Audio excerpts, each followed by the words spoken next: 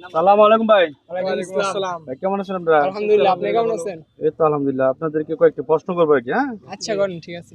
এই যে হাতে নেন একজনে। প্রথম প্রশ্ন হলো বাংলাদেশের বৃহত্তম কিছু বিষয় নিয়ে আর কি, না? জি। প্রথম প্রশ্ন হলো বলো তো বাংলাদেশের বৃহত্তম সার কারখানা কোন জেলা এবং নাম কি? কোন জেলা অবস্থিত এবং নাম কি? সারের কারখানা সারের কারখানা। হচ্ছে এটা একটা আছে যে পলাশ, যেটা আছে এটা নরসিংদীর ভিতরে, যে সারের ঘাটতিগুলো এগুলো পূরণ করে, কিন্তু ওইটা না, বাংলাদেশের বাংলাদেশের মাঝে যেটা এটা মনে নাই সঠিক। তারপরে ধরেন। না পারলে পাঁচ বলেন। আচ্ছা, পাস। দর্শক ভাইয়ের আপনি বলে দিবেন এই ভাইদের আনসারটা রাইট আনসার না রং আনসার, কেমন? আর দ্বিতীয় প্রশ্ন কেমন? বাংলাদেশের বৃহত্তম পানি সেচ প্রকল্প নাম কি? এই তিস্তা প্রকল্প। হ্যাঁ, রাইট আনসার। কোন যে এটা, না এটা তো তিস্তা তো একটা। আচ্ছা, তৃতীয় প্রশ্ন কেমন?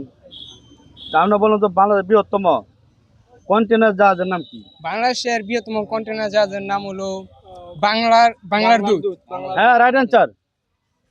আর আরেকটা প্রশ্ন করি, কেমন? আচ্ছা করেন, ঠিক আছে। আচ্ছা বলেন তো দেখি আপনারা বাংলাদেশের সবচেয়ে বড় বৃহত্তম যুদ্ধ জাহাজের নাম কি? বাংলাদেশের সবচেয়ে বড় বিএনএস বঙ্গবন্ধু। হ্যাঁ, রাইট আনসার। আর আরেকটা প্রশ্ন করি, শেষ প্রশ্ন, আচ্ছা, কেমন? ঠিক আছে। আমরা সব প্রশ্ন উত্তর দিয়ে দিতেছেন। বলেন তো বাংলাদেশের বৃহত্তম গ্রামের নাম কি? বানিয়াচর, হবিগঞ্জ, সিলেট। বানিয়া কি? বানিয়াচর। বানিয়াচর না, বানিয়াচল দে তো। বানিয়াচল না। শুধু জানি হবিগঞ্জ আর সিলেটের মাঝে, মানে বাংলাদেশের মাঝে উপস্থিত আর কি, মানে না, আমরা অবস্থিত আর কি। মানে একসময় 99% পাচ্ছেন আর কি। হ্যাঁ, হ্যাঁ।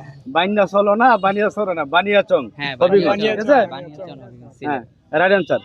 আপনার